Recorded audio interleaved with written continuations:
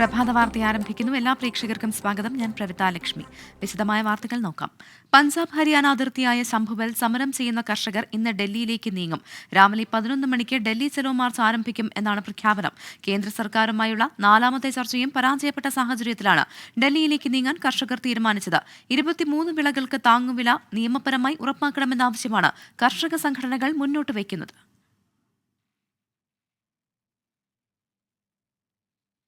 നീണ്ട ചർച്ചകൾക്കൊടുവിൽ Thodupuzha cooperative law കോളേജിലെ വിദ്യാർത്ഥികളുടെ ആത്മഹത്യാ ഭീഷണി മുഴക്കിയുള്ള സമരം അവസാനിപ്പിച്ചു.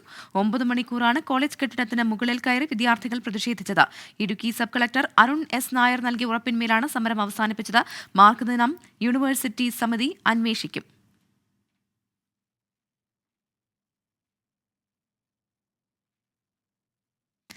സംസ്ഥാനത്ത് പൊതുതിരഞ്ഞെടുപ്പിനുള്ള സ്ഥാനാർത്ഥികളുടെ കാര്യത്തിൽ CPIM ഇന്ന് അന്തിമ തീരുമാനമെടുക്കും. രാവിലെ ചേരുന്ന സംസ്ഥാന സെക്രട്ടേറിയറ്റും ഉച്ചയ്ക്ക് ചേരുന്ന സംസ്ഥാന കമ്മിറ്റിയും ജില്ലാ സെക്രട്ടേറിയറ്റ് തയ്യാറാക്കിയ സ്ഥാനാർത്ഥി പട്ടിക ചർച്ച ചെയ്യും. ഈ മാസം 27-നാകും ഔദ്യോഗിക സ്ഥാനാർത്ഥി പ്രഖ്യാപനം. 20 സീറ്റുകളിൽ 15 സീറ്റുകളിലാണ് CPIM മത്സരിക്കുന്നത്. സ്ഥാനാർത്ഥികളെ സംബന്ധിച്ച് പ്രാഥമിക ധാരണയായിട്ടുണ്ട്. സംസ്ഥാന സെക്രട്ടേറിയറ്റ് ജില്ലാ നേതൃത്വത്തിന് നൽകിയ പട്ടികയിൽ നിന്ന് ഭൂരിപക്ഷം മണ്ഡലങ്ങളിലും ഒറ്റ പേരിലേക്ക് എത്തിയിട്ടുണ്ട്. ആലത്തൂരിൽ മന്ത്രി K രാധാകൃഷ്ണനെ തന്നെയാണ് നേതൃത്വം പരിഗണിക്കുന്നത്. കേന്ദ്ര കമ്മിറ്റി അംഗങ്ങളായ KK ശൈലജ വടകരയിലും TM തോമസ് ഐസക് പത്തനംതിട്ടയിലും എളമരം കരീം കോഴിക്കോട്ടും മത്സരിക്കും. തിരുവനന്തപുരം ജില്ലാ സെക്രട്ടറിയും വർക്കല MLAയുമായ V ജോയി ആറ്റിങ്ങലിൽ സ്ഥാനാർത്ഥിയാകും. കാസർഗോഡ് മണ്ഡലത്തിൽ ജില്ലാ സെക്രട്ടറി MV ബാലകൃഷ്ണനെ മത്സരിപ്പിക്കണമെന്നാണ് ജില്ലാ നേതൃത്വത്തിന്റെ താൽപര്യം. എന്നാൽ TV രാജേഷിന്റെ പേര് സംസ്ഥാന നേതൃത്വത്തിന്റെ പരിഗണനയിലുണ്ട്. കണ്ണൂർ ജില്ലാ സെക്രട്ടറി MV ജയരാജൻ കണ്ണൂരിൽ മത്സരിക്കും. പൊന്നാനിയിൽ KT ജലീൽ മത്സരിക്കണമെന്നാണ് നേതൃത്വത്തിന്റെ താൽപര്യം. V വസീഫിന്റെ പേരും പരിഗണനയിലുണ്ട്. മലപ്പുറത്ത് VP സാനു, അബ്ദുള്ള നവാസ് എന്നിവരുടെ പേരുകളാണ് ചർച്ചയിലുള്ളത്. ചാലക്കുടിയിൽ മുൻ വിദ്യാഭ്യാസ മന്ത്രി C രവീന്ദ്രനാഥിനെയാണ് ജില്ലാ സെക്രട്ടേറിയറ്റ് നിർദ്ദേശിച്ചിട്ടുള്ളത്. Saju Paul, Kerala bank director board അംഗം പുഷ്പദാസ് എന്നീ പേരുകളും പരിഗണിക്കുന്നുണ്ട്. കൊല്ലം മണ്ഡലത്തിൽ NK പ്രേമചന്ദ്രനെ നേരിടാൻ M മുകേഷിനെയാണ് ജില്ലാ കമ്മിറ്റി നിർദ്ദേശിക്കുന്നത്. എന്നാൽ ഐഷ പോറ്റിയുടെ പേര് സംസ്ഥാന നേതൃത്വത്തിന് മുന്നിലുണ്ട്. ഇടുക്കിയിൽ ജോയ്സ് ജോർജ് വീണ്ടും പൊതുസ്വതന്ത്രനായി വന്നേക്കും. ആലപ്പുഴയിൽ AM ആരിഫ് തന്നെയായിരിക്കും സ്ഥാനാർത്ഥി. എറണാകുളത്ത് പൊതുസ്വതന്ത്രനെയാണ് പാർട്ടി ആലോചിക്കുന്നത്. യേശുദാസ് പറപ്പള്ളി, KV തോമസിന്റെ മകൾ രേഖ തോമസ് എന്നിവരുടെ പേരും പട്ടികയിലുണ്ട്. രാവിലെ സംസ്ഥാന സെക്രട്ടേറിയറ്റും വൈകിട്ട് 3 മണിക്ക് സംസ്ഥാന കമ്മിറ്റിയും ചേരും. 24 തിരുവനന്തപുരം. 3ാം സീറ്റ് ലഭിക്കില്ല എന്ന് ഉറപ്പായതോടെ രാജ്യസഭാ സീറ്റ് വേണമെന്ന ആവശ്യം കോൺഗ്രസ് നേതൃത്വത്തിന് മുന്നിൽ വെച്ച മുസ്ലിം ലീഗ്. ഇക്കാര്യം പരിഗണിക്കാമെന്ന് കോൺഗ്രസ് ഉറപ്പു നൽകിയതായാണ് വിവരം. ഇനി ഒഴിവ് വരുന്ന രാജ്യസഭാ സീറ്റുകളിൽ ഒരെണ്ണത്തിലാണ് UDFന് ജയിക്കാനാവുക. ആ സീറ്റാണ് മുസ്ലിം ലീഗ് ആവശ്യപ്പെടുന്നത്. ലോക്സഭാ തെരഞ്ഞെടുപ്പിൽ 3ാം സീറ്റ് വേണമെന്ന ആവശ്യം ലീഗ് അണികൾക്കിടയിൽ ശക്തമാണ്.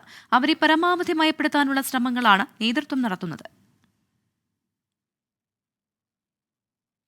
സംസ്ഥാനത്തെ NDA ചെയർമാനും BJP അധ്യക്ഷനുമായി K സുരേന്ദ്രന്റെ കേരള പദയാത്ര ഇന്ന് ആലത്തൂർ ലോക്സഭാ മണ്ഡലത്തിൽ പര്യടനം നടത്തും. K സുരേന്ദ്രൻ രാവിലെ 9:30 കുത്താമ്പുള്ളി നെയ്ത്ത് തൊഴിലാളികളുടെ സ്നേഹസംഗമത്തിൽ പങ്കെടുക്കും.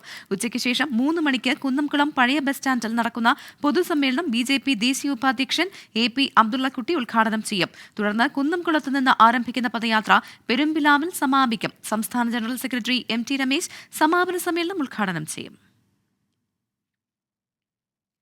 തിരുവനന്തപുരം പേട്ടയിൽ നിന്ന് 2 വയസ്സുകാരിയെ തട്ടിക്കൊണ്ടുപോയ കേസിലെ പ്രതികളെ കണ്ടെത്താനാകാതെ പോലീസ്.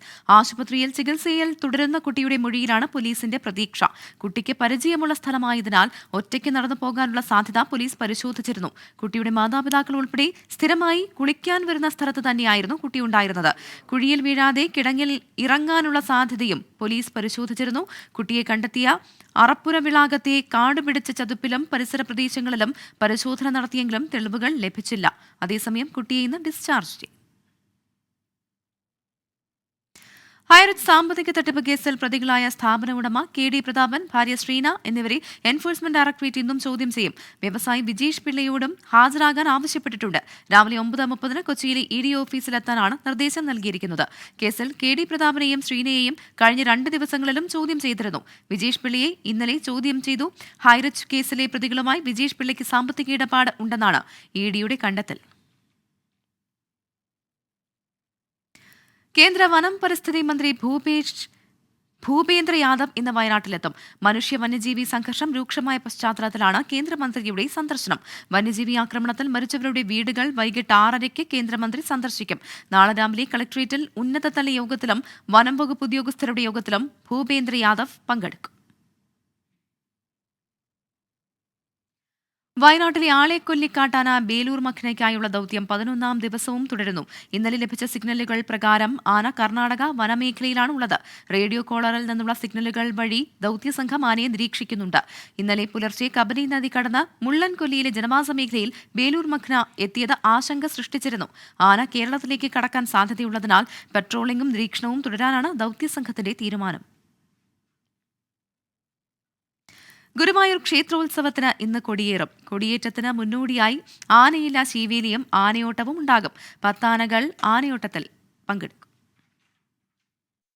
മതപ്പാടില്ലാത്തതും അപകടകാരികളുമല്ലാത്ത 17 ആനകളുടെ ലിസ്റ്റ് വിദഗ്ധ സമിതി തയ്യാറാക്കിയ ശേഷം 10 ആനകളെ നറുക്കിട്ടെടുത്തു. വീണ്ടും നറുക്കെടുത്ത 5 ആനകളിൽ 3 ആനകളെ മാത്രമാണ് ഓടാൻ നിയോഗിച്ചത്. ആനക്കോട്ടയിലെ ദേവദാസ്, രവികൃഷ്ണൻ, ഗോപികൃഷ്ണൻ എന്നീ ആനകളാണ് ഓടുക. ചെന്താമരാക്ഷൻ, ദേവി എന്നീ ആനകളെ കരുതലിനായി നിയോഗിച്ചിട്ടുണ്ട്. ഉച്ചയ്ക്ക് 2 മണിയോടെ മഞ്ജുലാൽ പരിസരത്ത് 10 ആനകളെ അണിനിരത്തും. ക്ഷേത്രനാഴികമണി 3 അടിക്കുന്നതോടെ മാരാർ ശംഖു മുഴക്കിയാൽ ആനകൾ ഓടാൻ തുടങ്ങും. ആദ്യം ഓടിയെത്തി ക്ഷേത്രമതിൽക്കെട്ടിനകത്ത് പ്രവേശിക്കുന്ന ആനയെയാണ് വിജയിയായി പ്രഖ്യാപിക്കുക.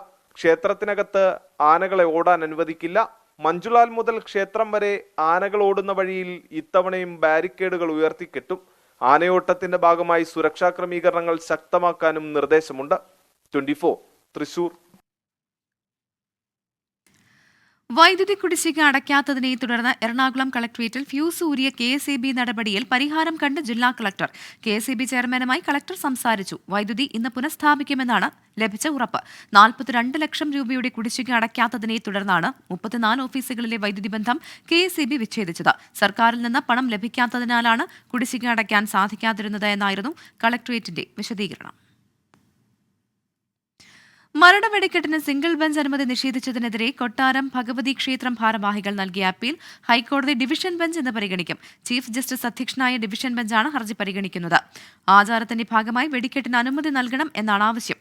മുൻവർഷങ്ങളിൽ ഹൈക്കോടതി നിർദ്ദേശം ലംഘിച്ചു എന്ന് നിരീക്ഷിച്ചാണ് ജസ്റ്റിസ് വിജു എബ്രഹാമിന്റെ സിംഗിൾ ബെഞ്ച് വെടിക്കെട്ടിന് അനുമതി നിഷേധിച്ചത്.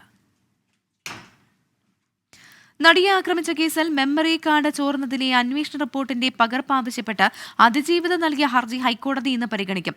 കേസിലെ പ്രധാന തെളിവായ മെമ്മറി കാർഡ് കോടതിയുടെ കസ്റ്റഡിയിൽ ഇരിക്കെ അനുമതിയില്ലാതെ പരിശോധിച്ചതിൽ ജില്ലാ സെഷൻസ് ജഡ്ജാണ് അന്വേഷണം നടത്തിയത്. അന്വേഷണ റിപ്പോർട്ട് ഹൈക്കോടതിയിൽ സമർപ്പിച്ചിരുന്നു. ഇതിന്റെ പകർപ്പ് അതിജീവിതയ്ക്ക് നൽകിയിരുന്നില്ല. റിപ്പോർട്ടിലെ കണ്ടെത്തലുകൾ കേസിൽ നിർണായകമാകും. തിരുവനന്തപുരം ഫോറൻസിക് ലാബിൽ നടത്തിയ പരിശോധനയിലാണ് മെമ്മറി കാർഡിന്റെ ഹാഷ് വാല്യൂവിൽ മാറ്റം വന്നതായി കണ്ടെത്തിയത്. തുടർന്ന് ഹൈക്കോടതി അന്വേഷണത്തിന് ഉത്തരവിടുകയായിരുന്നു.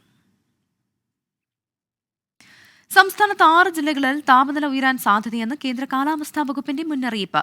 ആലപ്പുഴ, കോട്ടയം, തൃശൂർ, കോഴിക്കോട്, എറണാകുളം, കണ്ണൂർ ജില്ലകളിൽ യെല്ലോ അലർട്ട് പ്രഖ്യാപിച്ചിട്ടുണ്ട്. ആലപ്പുഴ, കോട്ടയം, തൃശൂർ, കോഴിക്കോട് ജില്ലകളിൽ ഉയർന്ന താപനില 37 ഡിഗ്രി സെൽഷ്യസ് വരെയും എറണാകുളം, കണ്ണൂർ ജില്ലകളിൽ ഉയർന്ന താപനില 36 ഡിഗ്രി സെൽഷ്യസ് വരെയും ഉയരാൻ സാധ്യതയുണ്ട്. ഇന്നലെ സംസ്ഥാനത്ത് ഏറ്റവും ഉയർന്ന ചൂട് രേഖപ്പെടുത്തിയത് പുനലൂരാണ്. 37.4 ഡിഗ്രി സെൽഷ്യസ് ആയിരുന്നു ഇവിടെ താപനില ഉയരുന്ന സാഹചര്യത്തിൽ സൂര്യാഘാതം, നീർജലീകരണം തുടങ്ങി നിരവധി ആരോഗ്യ പ്രശ്നങ്ങൾക്ക് സാധ്യതയുണ്ടെന്ന് ദുരന്ത നിവാരണ അതോറിറ്റി മുന്നറിയിപ്പ് നൽകിയിട്ടുണ്ട്. കാട്ടുതീ വ്യാപിക്കാൻ സാധ്യതയുള്ളതിനാൽ വനമേഖലയോട് ചേർന്ന് താമസിക്കുന്നവരും വിനോദസഞ്ചാരികളും ജാഗ്രത പാലിക്കണം. കൊടുങ്ങല്ലൂരിൽ CPIയിൽ കൂട്ടരാജി. ഒരു വിഭാഗം നേതാക്കൾ പാർട്ടി സ്ഥാനങ്ങളിൽ നിന്നും 2 പേർ നഗരസഭാ കൌൺസിലർ സ്ഥാനത്തു നിന്നും രാജി പ്രഖ്യാപിച്ചു. മണ്ഡലം കമ്മിറ്റി പിരിച്ചുവിട്ട സംസ്ഥാന കമ്മിറ്റി തീരുമാനത്തിനെതിരെയാണ് പ്രതിഷേധം. ഇതോടെ കൊടുങ്ങല്ലൂർ നഗരസഭയിൽ LDFന് ഭരണം പ്രതിസന്ധിയിലാകും. 2019 മുതൽ CPIയിൽ നിലനിൽക്കുന്ന വിഭാഗീയതയുടെ ഏറ്റവും രൂക്ഷമായ സാഹചര്യമാണ് കൊടുങ്ങല്ലൂരിലേത്. ചേരിതിരിഞ്ഞ് നേതാക്കൾ ഏറ്റുമുട്ടിയതോടെയാണ് കൊടുങ്ങല്ലൂർ മണ്ഡലം കമ്മിറ്റി പിരിച്ചുവിടാൻ സംസ്ഥാന കമ്മിറ്റി തീരുമാനിച്ചത്. തുടർന്ന് അഡ്ഹോക് കമ്മിറ്റിയെ നിയോഗിച്ചു. പിന്നാലെ കൂട്ടരാജി. 2 നഗരസഭാ കൌൺസിലർമാർ ഉൾപ്പെടെ 20ഓളം പ്രാദേശിക നേതാക്കളാണ് പാർട്ടി ജില്ലാ നേതൃത്വത്തിന് രാജിക്കത്ത് നൽകിയത്. കൌൺസിലർ സ്ഥാനം രാജിവെക്കുന്നുവെന്ന് ബിമൽ, രവീന്ദ്രൻ നടുമുറി എന്നിവർ പാർട്ടി നേതൃത്വത്തെ അറിയിച്ചു. 44 അംഗ നഗരസഭയിൽ LDFന് 22ഉം BJPക്ക് 21 അംഗങ്ങളുമാണുള്ളത്. കോൺഗ്രസിന് 1 അംഗം മാത്രം.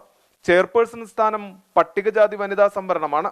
BJPക്ക് പട്ടികജാതി വനിതാ കൗൺസിലർ ഇല്ലാത്തതിനാൽ തൽക്കാലം ഭരണമാറ്റമുണ്ടാകില്ല. അതേസമയം ഉപതെരഞ്ഞെടുപ്പുണ്ടായാൽ തിരിച്ചടിയാകുമെന്ന ആശങ്ക LDFനുണ്ട്.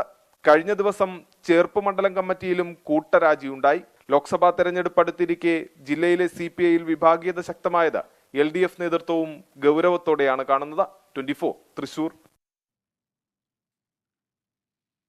എറണാകുളം ലോക്സഭാ മണ്ഡലത്തിൽ ശക്തമായ മത്സരത്തിനാണ് LDF ഒരുങ്ങുന്നത്.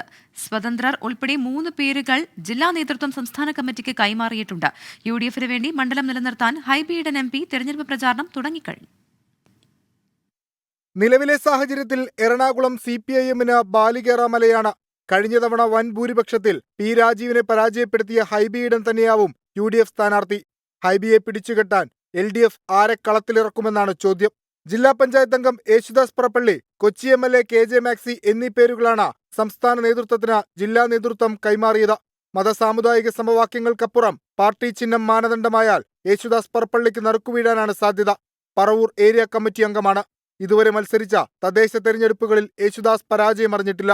ജില്ലയിലെ തീരദേശ മേഖലയിലും മേൽക്കൈയുണ്ട്. സ്വതന്ത്ര സ്ഥാനാർത്ഥി എന്ന നിലയിൽ KV തോമസിന്റെ മകൾ രേഖ തോമസും പട്ടികയിലുണ്ട്. എന്നാൽ സ്വതന്ത്രരെ പരീക്ഷിക്കുന്ന സ്ഥിരം ശൈലിയിൽ പാർട്ടിക്കുള്ളിൽ കടുത്ത അതൃപ്തിയാണ്. 2004 സെബാസ്റ്റ്യൻ പോളിലൂടെയാണ് LDF അവസാനമായി എറണാകുളം ലോക്സഭാ മണ്ഡലത്തിൽ വിജയിച്ചത്. 24 കൊച്ചി. കമൽ ഹാസന്റെ മക്കൾ നീതിമയം 7ാം വാർഷിക സമ്മേളനം ഇന്ന്. ചെന്നൈ ആൾവാർപേട്ടിലെ പാർട്ടി ആസ്ഥാനത്ത് രാവിലെ 10 മണിക്കാണ് പരിപാടി. ലോക്സഭാ തെരഞ്ഞെടുപ്പിന് മുൻപ് ഇന്ത്യ മുന്നണിയുടെ ഭാഗമാകാനുള്ള ശ്രമത്തിലാണ് പാർട്ടി.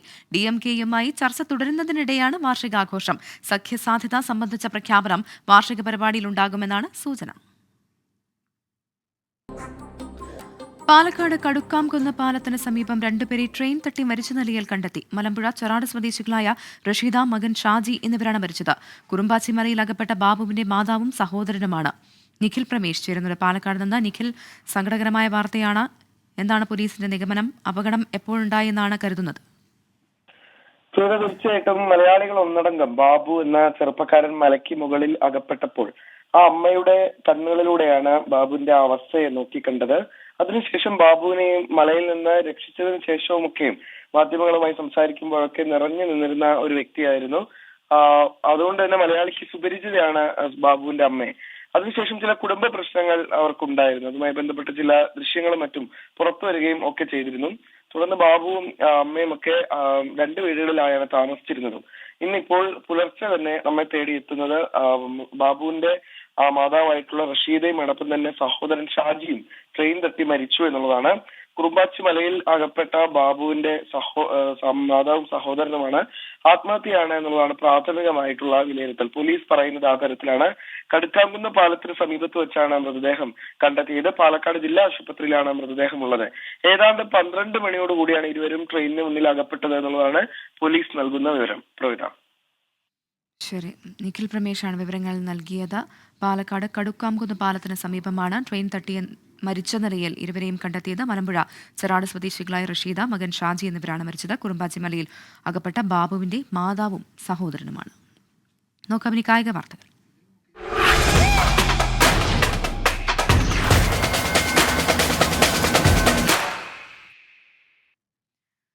സന്തോഷ് ട്രോഫി ഫുട്ബോളിൽ കേരളത്തിന് ഇന്ന് ആദ്യ മത്സരം. അസമാണ് എതിരാളികൾ. ഉച്ചയ്ക്ക് 2:30 അരുണാചലിലെ ഗോൾഡൻ ജൂബിലി സ്റ്റേഡിയത്തിലാണ് മത്സരം. സന്തോഷ് ട്രോഫിയിൽ സന്തോഷത്തോടെ തുടങ്ങാൻ കേരളം. ഗ്രൂപ്പ് റൗണ്ടിലെ ആദ്യ എതിരാളി കരുത്തരായ അസം. പ്രാഥമിക റൗണ്ടിലെ ആവേശവും ആക്രമണവീര്യവും ആവർത്തിക്കാനായാൽ അസമിനെയും അടിതെറ്റിക്കാം. പ്രാഥമിക റൗണ്ടിൽ 4 കളിയിൽ 12 ഗോളാണ് കേരളം അടിച്ചത്. വഴങ്ങിയത് വെറും 2 എണ്ണവും. സദീവൻ ബാലൻ അടവുകളൊതുന്ന ടീമിന്റെ നായകൻ നിജോ ഗിൽബർട്ടാണ്. അരുണാചലിൽ ടർഫിലാണ് കളി. അത്തരം പിച്ചിൽ കളിച്ച് പരിചയമില്ലാത്തത് വെല്ലുവിളിയാണ്. അരുണാചലിലെ കൊടും തണുപ്പും ഹൈ ആൾട്ടിറ്റ്യൂഡ് സ്റ്റേഡിയത്തിൽ കളിക്കുന്നതിന്റെ പ്രശ്നങ്ങളുമുണ്ട്. ടീമിന്റെ ഒത്തിണക്കവും മനോബലവും കൊണ്ട് ഇതെല്ലാം മറികടക്കാമെന്ന പ്രതീക്ഷയിലാണ് പരിശീലകൻ. ആതിഥേയരായ അരുണാചൽ, ഗോവ, മേഘാലയ, സർവീസസ് എന്നിവരാണ് കേരളത്തിന്റെ ഗ്രൂപ്പിലെ മറ്റ് എതിരാളികൾ. ആദ്യ സന്തോഷ് ട്രോഫി നേട്ടത്തിന്റെ 50ാം വാർഷികത്തിൽ 8ാം കിരീടം നേടാമെന്ന പ്രതീക്ഷയിലാണ് Kerala team. Sports desk 24. Prime volleyball ലീഗിൽ 2ാം ജയം ലക്ഷ്യമിട്ട് മുംബൈ മെറ്റിയോസും ബംഗളൂരു ടോർപോയിറ്റ്സും ഇന്നിറങ്ങും. വൈകിട്ട് 6:30 ചെന്നൈയിലാണ് മത്സരം. 1 വീതം ജയവും തോൽവിയുമാണ് ഇരു ടീമിനുമുള്ളത്. പരിശീലകൻ ഗന്നാരോ ഗട്ടൂസോയെ പുറത്താക്കി ഫ്രഞ്ച് ക്ലബ് ഒളിമ്പിക് മാഴ്സെ. അവസാന 7 കളിയിലും ജയിക്കാൻ പറ്റാതെ വന്നതോടെയാണ് ഗട്ടൂസോയെ പുറത്താക്കിയത്. ഫ്രഞ്ച് ലീഗിൽ 9ാം സ്ഥാനത്താണ് മാഴ്സെ. കഴിഞ്ഞ ഒക്ടോബറിലാണ് ഇറ്റലിയുടെ ഇതിഹാസ താരമായ ഗട്ടൂസോ മാഴ്സയുടെ പരിശീലകനായത്.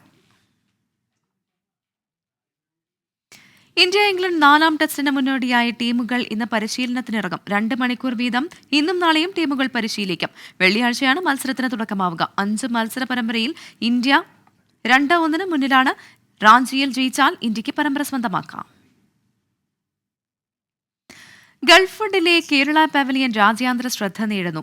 KSIDCയാണ് കേരളത്തിലെ സംരംഭകരുമായി മേളയ്ക്കെത്തിയത്. കേരളത്തിലെ വിവിധ ജില്ലകളിൽ നിന്നുള്ള 12 കമ്പനികളാണ് മേളയിൽ പങ്കെടുക്കുന്നത്. തേനും തേയിലയും അരിയും ധാന്യങ്ങളും ഉൾപ്പെടെയുള്ള ഉൽപ്പന്നങ്ങളുടെ വലിയ നിരയൊരുക്കിയാണ് കേരളത്തിൽ നിന്നുള്ള സംരംഭകർ ഗൾഫ് ഫുഡ് മേളയ്ക്ക് എത്തിയത്. 12 കമ്പനികളാണ് ഇത്തവണ എത്തിയിട്ടുള്ളത്. കേരളം നേരത്തെ മേളയുടെ ഭാഗമായിട്ടുണ്ടെങ്കിലും ഇതാദ്യമായാണ് വ്യവസായ വികസന കോർപ്പറേഷന്റെ സ്റ്റോൾ ഒരുക്കുന്നത്. കേരളത്തിലെ സംരംഭകർക്ക് രാജ്യാന്തര വിപണി ഒരുക്കുകയാണ് പ്രധാന ലക്ഷ്യമെന്ന് KSIDC managing director Harikishore IAS പറഞ്ഞു. നമ്മൾ 2 പ്രധാനപ്പെട്ട ലക്ഷ്യങ്ങളാണുള്ളത്. ഒന്ന്, കേരളം ഒരു ഇൻവെസ്റ്റർ ഡെസ്റ്റിനേഷൻ എന്നുള്ള രീതിയിൽ പതുക്കെ ലോകത്തിന് പരിചയപ്പെടുത്തുക എന്നുള്ളൊരു വിശാലമായ ലക്ഷ്യമാണ് ഈ പങ്കാളിത്തത്തിന് പുറകിലുള്ളത്. നമ്മൾ ജർമ്മനിയിലുള്ള മെഡിക്ക എന്ന് പറഞ്ഞൊരു എക്സിബിഷനിൽ പങ്കെടുത്തിരുന്നു. ഇവിടെ തന്നെ ഉള്ള അറബ് ഹെൽത്ത് എന്ന് പറഞ്ഞൊരു എക്സിബിഷനിൽ പങ്കെടുത്തു. ഇത് ഏറ്റവും വലിയ ഫുഡ് എക്സിബിഷനായ ഗൾഫ് ഫുഡിൽ പങ്കെടുത്തു. ഈ 3 എക്സിബിഷനിലും ഒരു ഇൻവെസ്റ്റർ ഡെസ്റ്റിനേഷൻ എന്നുള്ള രീതിയിൽ കേരളം പങ്കെടുക്കുകയും അങ്ങനെ ഒരു 3 കൊല്ലം പങ്കെടുക്കുമ്പോഴേക്കും കേരളത്തിലേക്കുള്ള ഇൻവെസ്റ്റ്മെൻറ്റ് കൊണ്ടുവരാൻ പറ്റുന്നുള്ളൊരു വിശാലമായൊരു ചിന്താഗതിയാണ് ഇതിൻ്റെ പാർട്ടിസിപ്പേഷന് പുറകെയുള്ളത്. KSIDCയാണ് ഇതിന് നേതൃത്വം കൊടുക്കുന്നത്. ഗൾഫ് ഫുഡിൽ പ്രത്യേകിച്ച് 12 എക്സിബിറ്റേഴ്സാണ് നമ്മുടെ കൂടെയുള്ളത്. ഇതിൽ കേരളത്തെ ഒരു നിക്ഷേപ സൗഹൃദ സംസ്ഥാനമാക്കി പതുക്കെ ഉയർത്തുക എന്നുള്ള ലക്ഷ്യം കൂടാതെ കേരളത്തിൽ നിന്നുള്ള ബിസിനസ്സുകൾക്ക് വലിയൊരു അവസരം കൊടുക്കുക എന്നുള്ളതാണ് ഗൾഫ് ഫുഡിൻ്റെ മറ്റൊരു പ്രധാനപ്പെട്ട ലക്ഷ്യം.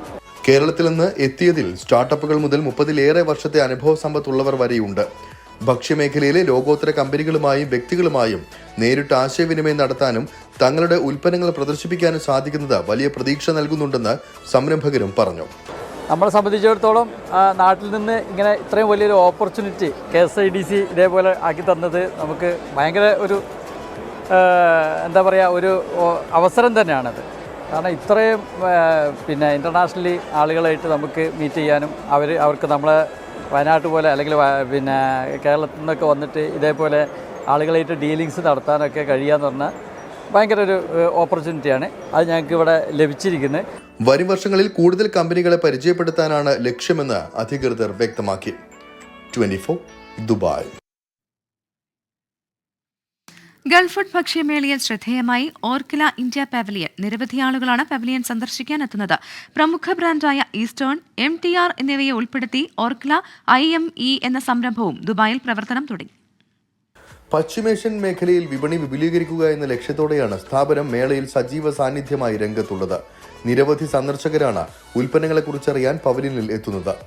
UAE സ്വദേശികൾ തങ്ങളുടെ ബ്രാൻഡ് പോലെ ഈസ്റ്റേണെയും സ്വീകരിച്ചു കഴിഞ്ഞുവെന്നും കബ്സ, ബാർബിക്യൂ, ഷവർമ തുടങ്ങിയവയ്ക്കുള്ള മസാലകൾക്ക് വൻ വരവേൽപ്പാണ് ലഭിച്ചിരിക്കുന്നതെന്നും അധികൃതർ അറിയിച്ചു. 32 അറബിക് മസാലകളാണ് ഈസ്റ്റേൺ പുറത്തിറക്കിയിട്ടുള്ളത്.